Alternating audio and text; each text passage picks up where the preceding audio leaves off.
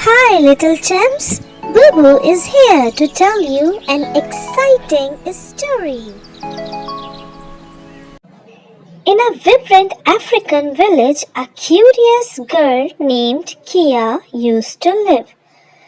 Kia loved exploring the wonders of nature. One day, she discovered a neglected garden filled with wilting plants.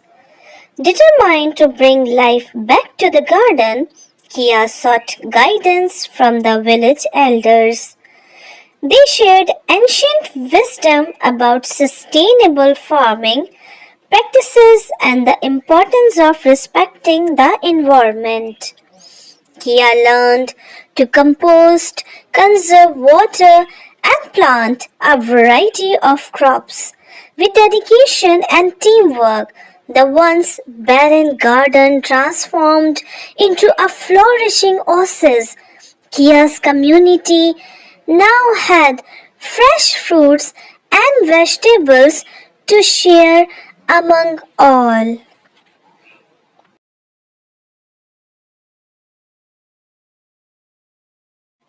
The story encourages children to appreciate nature, learn sustainable practices, and emphasizes the positive impact of caring for the environment.